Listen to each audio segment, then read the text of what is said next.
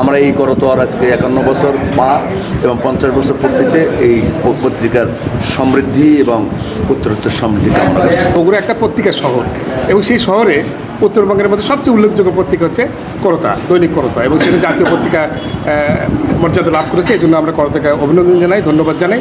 এই করতার সমৃদ্ধি আমরা কামনা করছি এবং করতা আমাদের সাদাকে সাদা বলে, কালোকে কালো বলে, এটা আমরা প্রত্যাশা করি।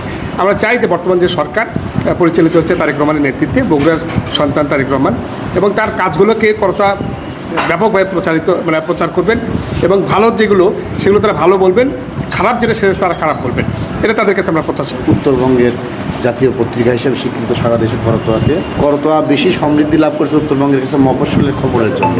কারণ আমাদের গ্রাম অঞ্চলের যে সমস্যাগুলো, যে ঘটনাগুলো ঘটে, সেই কথাগুলো আমরা করতোয়ার মাধ্যমে জানতে পারি। এক সময় তো এই ইলেকট্রিক মিডিয়া ছিল না, ভিডিও ব্যাপারটা ছিল না, তখন আমরা প্রিন্ট মিডিয়ার উপরই ভরসা ছিল যে সকালে ঘুম থেকে উঠে এক কাপ চায়ের সাথে আমার উত্তরবঙ্গের মফস্বলের খবরটা দেখার জন্য আমরা প্রথম চয়েস ছিল করতোয়া খুললেই আমার উত্তরবঙ্গের বিভিন্ন শহরে আমাদের সামাজিক অবস্থান, আপনাদের রাজনৈতিক অবস্থান, আইন শৃঙ্খলার অবস্থান আমরা নিশ্চিন্তে জানতে পারতাম।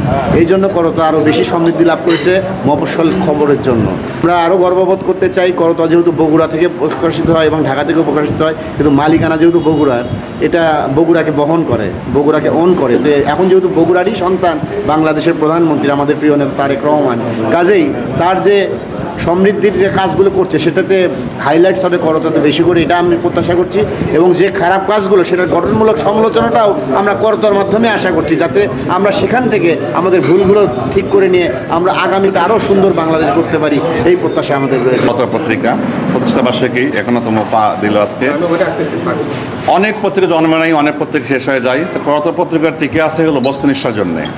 আগামী দিনে আমরা আশা করব যে মাননীয় প্রধানমন্ত্রী জনাব তারেক রহমানের দেশ পরিবর্তনের যে একটি অঙ্গীকার উনি করেছেন, যা কর্মসূচি দিয়েছেন বিভিন্ন রকমের, সেগুলোর সাথে সেই কর্মসূচির সঙ্গে করতোয়া ভালো পত্রিকা এবং ভালো নিউজ কভার করবে, এটা আমি আশা করি। কারণ বিগত ফ্যাসিস্ট সরকারের সময়ে পত্রিকা ধ্বংস হচ্ছে মালিকানার জন্যে, সাংবাদিক ধ্বংস হচ্ছে লোভের কারণে, সর্বোপরি মানুষ ধ্বংস হয়েছে, আমার দেশ গণতন্ত্র ধ্বংস হয়েছে এই সাংবাদিকতার অনেকগুলো কারণ মিলে। আজকে হয়তো এতগুলো বলা সম্ভব না, তবে আগামী দিনে যাতে করে এই সরকারকে সহযোগিতামূলক, দেশের সহযোগিতামূলক, গণতন্ত্রের সহযোগিতামূলক পত্রিকাগুলো সঠিক, সত্য, নিষ্ঠাবান নিউজ আপনারা প্রকাশ করবেন, এই কামনা করে আজকের শেরপুর উপজেলার দৈনিক প্রেস ক্লাবের পক্ষ থেকে এই করতোয়া পত্রিকার উদ্বোধনের এই প্রতিষ্ঠাবার্ষিকীর শুভেচ্ছা নিয়ে বক্তব্য শেষ করছি। আল্লাহ হাফেজ। একটি পত্রিকা যখন 50 বছর পূর্তি করে 51 বছরে পদার্পণ করে, এটাই সত্যি একটি গর্বের বিষয়। আর করতোয়া হলো গণমানুষের পত্রিকা, গণমানুষ যা চায় করতোয়া তাই দেয়। এই কারণেই আজকে করতোয়ার এই অবস্থান। তো আমি প্রতিনিধি হিসেবে আমিও গর্ববোধ করি এই কারণে যে আমি যখন শেরপুরের সংবাদ পরিবেশন করি, সত্য সংবাদ এবং গণমানুষের কথা যখন আমি লিখি, সেগুলো তারা খুব যত্ন সহকারে সেটা প্রকাশ করে। তো আমি আশা করি, প্রত্যাশা করি যে করতোয়া আরও অনেক দূর এগিয়ে যাবে এবং মানুষের কথা বলা তারা অব্যাহত রাখবে।